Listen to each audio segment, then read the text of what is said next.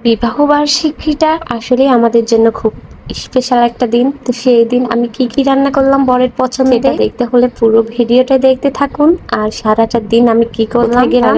আসসালামু আলাইকুম, কেমন আছেন সবাই? আশা করি অনেক বেশি ভালো আছেন। আমিও আপনাদের দোয়ায় ভালো আছি। আজকে যেহেতু আমাদের বিবাহ বার্ষিকী ছিল, মনে হলো যে আজকে কি কি করলাম আপনাদের মাঝে শেয়ার করা। আজকে আমি রান্না করার জন্য প্রস্তুতিগুলো নিচ্ছিলাম। আগেই সব গরুর মাংসটা ম্যাগিনেট করে আমি রাখার জন্য সব মশলাগুলো একে একে দিয়ে দিচ্ছি, কারণ আগে থেকে যদি মশলা মাখানো থাকে আমার কাজটাও খুবই সহজ হয়, আবার খেতেও খুবই বেশি ভালো লাগে। আর লাবিবের পাপা এই রান্না বান্না গুলো বেশি পছন্দ করে, ম্যাগিনেট করে রান্না করা আর মাটির চুলোর খাবার বেশি পছন্দ করে। তো আজকে আমি মাটির চুলোতে চলে গিয়েছিলাম একে একে সব জিনিস নিয়ে। সেখানে একেবারে চুলো জ্বালিয়ে দিয়েছিলাম। আর আপনারা অনেকেই জানেন যে আমি চুলোয় রান্না করলে একাকার অবস্থা করে ফেলে, রান্নাঘর সহ আমার জিনিসপত্র। যাই হোক, সেখানে আমি একে একে তো রান্না করছি। আমার রান্না করতে করতে একা একা আমার খুবই বেশি ভালো লাগে। আসলে বিবাহ বার্ষিকীর দিনটা একটা মেয়ের জীবনে হয়তো অনেক কিছু, অনেক স্পেশাল একটা দিন। আমার কাছেও সেই স্পেশাল দিনটা এসেছে। আর সকাল থেকেই অনেক খুশি ছিলাম আজকে কি রান্না করব, বরের পছন্দ।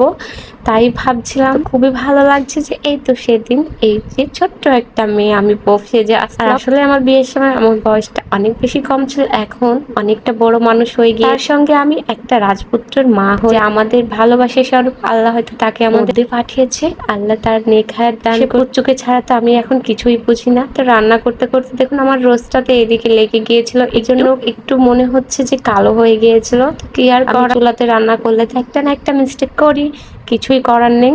এদিকে রোস্টের মশলা আর গুঁড়ো দুধটাও আমি একটু ফ্যাটিয়ে রোস্টের মধ্যে দিয়ে দিচ্ছি। তো তারপরে কিছুক্ষণ নাড়াচাড়া করে আমি রোস্টটা নামিয়ে নিই। এদিকে গরুর মাংসটাও হয়ে গিয়েছে, সেটাও আমি নামিয়ে ফেলি। তারপরে আমি কিছুটা চিংড়ি ভুনা করে নিই। তারপরে আমি বেগুনগুলো গ্যাসে ফ্রাই করি, কারণ চুলোতে যদি করি সে হয়তো বেগুন ভাজা আর খাওয়া যাবে না ভেবে এটা গ্যাসে চুলোতে আমি ফ্রাই করে নিই। আর এইদিকে পোলাওটাও আমি চাপাই দিই। প্রথমে আমি মশলাগুলো সুন্দর করে ভেজে নিচ্ছিলাম। মশলা বলতে যেগুলো আমি পেঁয়াজ মরিচ কাঠ মশলা মানে যেগুলোই দিই সেগুলো সুন্দর করে ভেজে নিচ্ছিলাম। তারপরে আমি পোলাওটা দিয়ে দিই, সেখানে কিছুটা মটরশুঁটি, তারপরে বাকি বাটা মশলাগুলো অ্যাড করে ফেলি। তারপরে কিছুটা গরম পানি দিয়ে সেটাকে ঢেকে। এদিকে আমার খাবার সময় হয়ে গিয়েছে, লাবিব বাবা নামাজ থেকে চলে আসবে, একে একে খাবারগুলো টেবিলে সার্ভ করে দিচ্ছিলাম যে আসলে আমরা সবাই একসাথে বসে আসলে আমরা প্রায় একসাথে বসে খাই না। লাবিবের বাবা নামাজ থেকে আসতে দেরি হয় কখনো, বা অফিসের কাজ থাকে, কোনোদিন একসাথে খাওয়া হয়, কখনো আবার একা একা আমি খেয়ে। আজকে মনে করলাম সবাই মিলে আমরা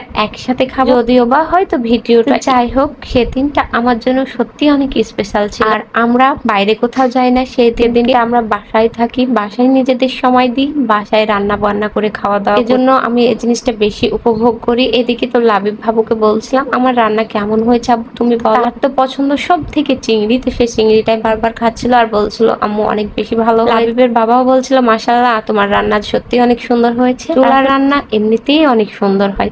তো বিকেলে একটু আমি ফালুদা রান্না করি। রান্নাটা করতে করতে আমি ভাবছিলাম যে আজকে সারাদিন সুন্দরভাবে কেটে গেল, তাই না? বিকেল টাইমটাতে একটুও আমি কোনো খাবার সেভাবে বানাতে পারিনি, কারণ আমার ক্লাসের সময় হয়ে গিয়ে। আসলে চাকরি ছোট হোক বা বড় হোক যারা করেন হয়তো তারাই জানেন স্পেশাল দিনগুলো সুন্দর মতো হয়তো পালন করা যায় না, চাকরির পিছনে দৌড়। যাই হোক, আমার ভিডিওটা কেমন লাগলো অবশ্যই কমেন্ট করে জানাবেন। ভিডিওর মধ্যে কথাগুলো যদি আমি গুছিয়ে না বলতে পারি আমার দৃষ্টিতে দেখবেন, কারণ আমি আসলেই কথা অত গুছিয়ে বলতে পারি না।